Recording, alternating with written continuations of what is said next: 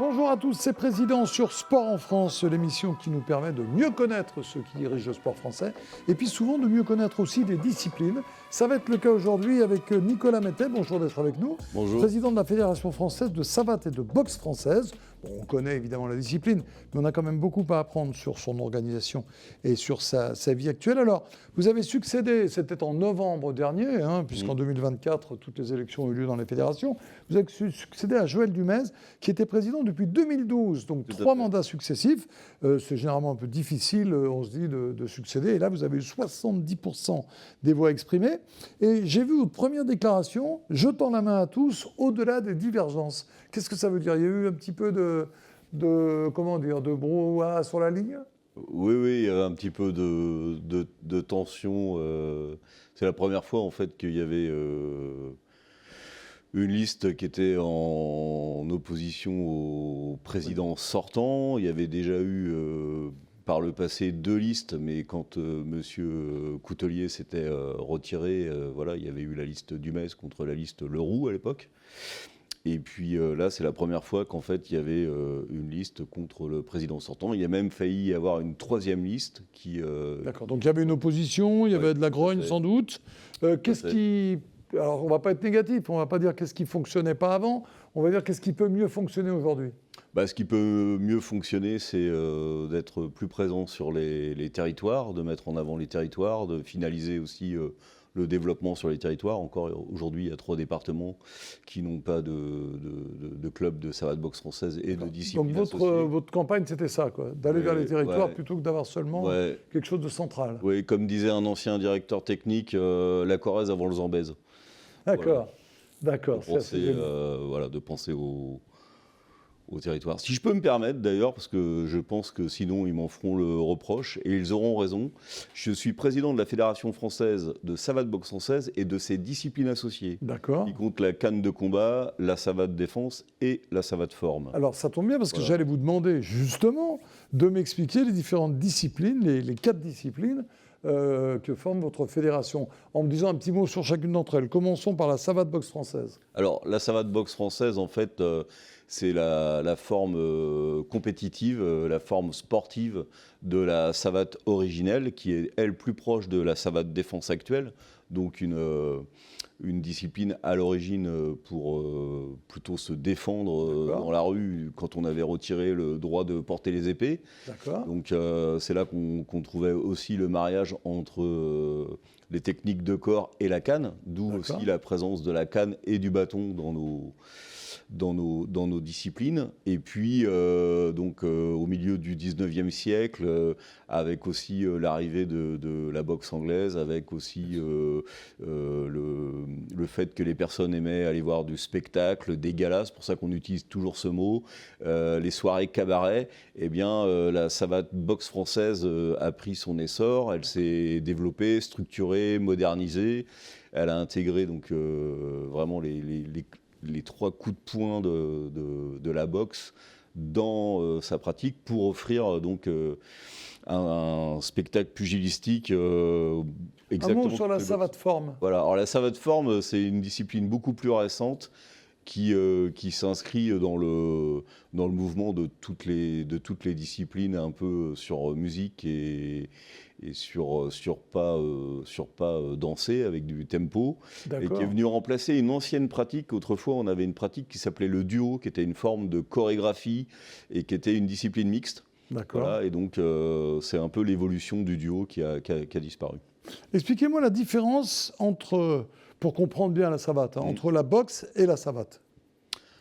Alors, parce que la savate, ça veut dire, c'est une chaussure, une savate. Tout à fait. La savate, ce qui la caractérise, c'est notre chaussure, en effet, notre chaussure qui est une arme qui nous permet de frapper pleine puissance avec les jambes, qui nous permet de mettre des pointes, ce qui est quasiment impossible pieds nus, et donc qui nous permet aussi d'avoir un art du déplacement sans échauffement de la voûte plantaire, ce qui fait que les tireurs, on parle plutôt de tireurs que de boxeurs, les tireurs ont un art du déplacement, c'est notre réputation en fait, On est la discipline qui permet de toucher sans être touché avec un art du déplacement, du décalage débordement. On le voit d'ailleurs, hein, tous les grands boxeurs pieds-points comme Alexis Nicolas aujourd'hui qui vont rafler les titres, comme Anissa Meksen qui vont rafler les titres dans les autres disciplines pieds-points dans le monde et dans les grandes organisations.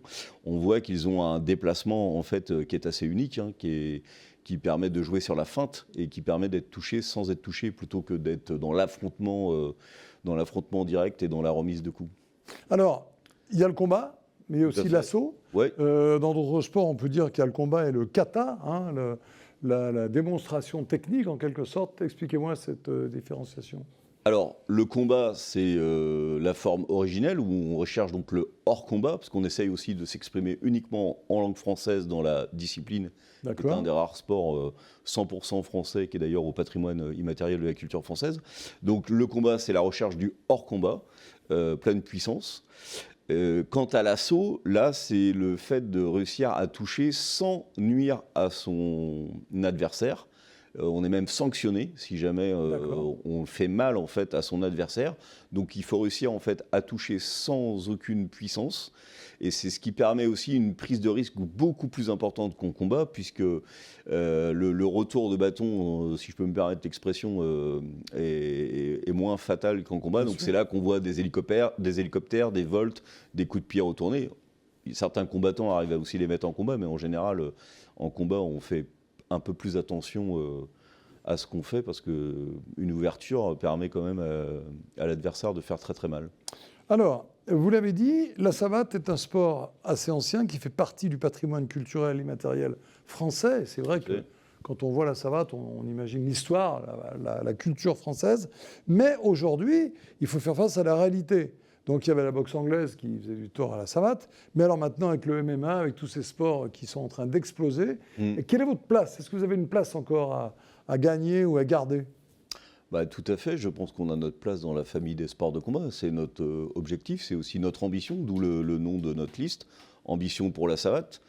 Nous souhaitons en fait, à travers notre produit, notre forme d'expression combat qui s'appelle la savate pro, donc, qui est un clin d'œil puisque c'est la savate promotionnelle en fait. On invite tous les combattants de n'importe quelle discipline à venir nous affronter à partir du moment où ils mettent des chaussures.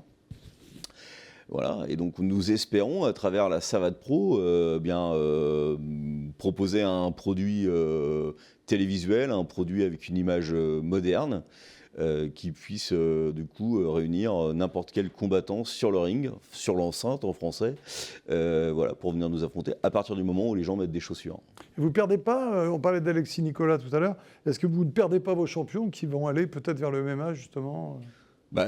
Il y a certains champions comme Ange Kunzli, qui est un champion de savate boxe française, qui aujourd'hui essaye de percer dans le MMA. Après, j'ai envie de dire, c'est pas grave. Il faut le voir comme un. Vous avez tout à fait raison. Une manière aussi d'exister, de montrer notre art, en fait. Quand Royce Gracie a créé l'UFC au début des années 90, l'idée c'était de dire venez avec votre art et venez nous affronter. Et d'ailleurs, le premier finaliste de l'UFC, c'est un savateur. Cordo, le Hollandais, il était champion du monde de savate boxe française. Donc la savate, elle a sa place dans n'importe quelle rencontre en fait, puisque c'est un sport percutant. Puisqu'on parle de ce patrimoine immatériel, est-ce que la France n'est pas un peu... est-ce qu'elle est leader d'abord dans le monde de la savate? Oui, sûrement. Est-ce qu'elle n'est pas un peu seule? Non, il y a des fédérations dans énormément de pays. Ça se développe d'ailleurs en Chine. En ce moment même, il y a un Open mondial en Indonésie. Avec des Français bien sûr qui performent puisqu'on est les leaders, mais la savate boxe française, elle a aussi une internationalisation. Peut-être que la marche qui a été ratée, c'est qu'on marche pas très bien aux USA. Et qu'on sait que quand les USA ne sont pas la vitrine, il est difficile pour une discipline d'exploser. Là, c'est... Le football s'est très bien sorti, il s'en est très bien sorti sans eux pendant des décennies. C'est vrai. Mais vous avez raison, évidemment, c'est quand même un moteur formidable. Est-ce qu'on peut parler de philosophie? Est-ce qu'on peut se dire que celui qui choisit la savate va peut-être être moins attiré par la compétition, mais plus par un art de vivre, une philosophie?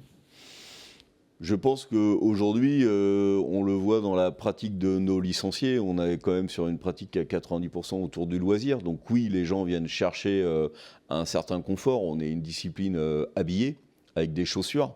Donc on est une chaussure, le lapsus, on est une pratique appréciée entre autres des femmes, avec une forte féminisation. J'ai vu dans les images tout à l'heure, en effet, qu'il y avait voilà, on est la discipline aujourd'hui martiale la plus féminine de France, avec entre 40 et 42% de féminines. Donc on est même au-dessus d'une pratique comme le basketball, qui est qu'à 37. Donc oui, il y a aussi un art de vivre à travers l'assaut. C'est vrai que la discipline permet à des personnes de poids, de taille et même de genre différents de pratiquer en toute sécurité grâce à l'assaut. Donc aujourd'hui, la savate boxe française, elle a surtout un essor et un développement autour du loisir. Nous, notre ambition, c'est vraiment aussi de remettre le combat et de reproposer une offre autour du combat et une visibilité autour du combat qui reste quand même l'essence de notre discipline. Au début, notre discipline, c'était une nouvelle forme de duel. Ça m'intéressait ce que vous avez dit tout à l'heure, l'interdiction de l'épée qui amène à la boxe, à la savate. Dernière petite précision, la canne de combat et bâton, on n'en a pas beaucoup parlé, racontez-moi. Alors la canne de combat et bâton, eh bien, elle vient aussi de cette époque. Voilà. D'ailleurs, elle vient aussi, on retrouve l'origine des maîtres d'armes avec l'escrime. On s'est séparés à cause de l'histoire, à cause de l'olympisme, mais c'est pour ça qu'on dit les tireurs aussi. Bien sûr. Voilà, on voit d'ailleurs des images impressionnantes de la canne. Là. Voilà, la canne de combat, c'est aussi très proche de l'esprit de l'assaut, puisqu'il y a des zones qu'on a le droit de toucher, des zones qu'on n'a pas le droit de toucher, et que les protections mises en place font qu'il n'y a pas de hors-combat. C'est très spectaculaire, en tout cas c'est une véritable danse comme on le voit sur ces images. Oui, tout à fait, ça demande des compétences acrobatiques, de souplesse gymnique, et puis il y a aussi un état d'esprit, c'est-à-dire que celui qui a déclenché l'attaque est prioritaire en fait sur celui qui se défend, et celui qui se défend ne pourra relancer une attaque que s'il arrive à éviter ou à contrer l'attaque. Il faut faire ce qu'on appelle l'armée, c'est-à-dire que le bras passe la ligne d'épaule pour pouvoir déclencher l'attaque. Donc c'est une discipline très très exigeante. Et qui aussi amène à un arbitrage très difficile. Mais c'est une discipline qui fonctionne très très bien. Pour avoir fait plusieurs fois des initiations dans des centres de loisirs ou auprès d'enfants dans le cadre d'opérations sportives, quand on sort des cannes, eh bien, c'est le Zorro qui est en nous qui ressort. Julien Perronnet me parlait du parallèle avec les cannes laser, enfin les sabres laser de la téléscrime. En tout cas, merci, vous nous avez appris plein de choses. Et je suis content d'avoir rappelé que vous défendez un peu la culture française, avec le fait que ce sport fait partie du patrimoine culturel immatériel français. Et inclusive. Merci, bon vent Merci. pour la savate boxe française, la savate défense, la savate forme et la savate de combat et bâton. Voilà. Merci. Merci beaucoup Nicolas Métais de nous avoir rendu visite. Et merci à bientôt à vous. sur Sport en France.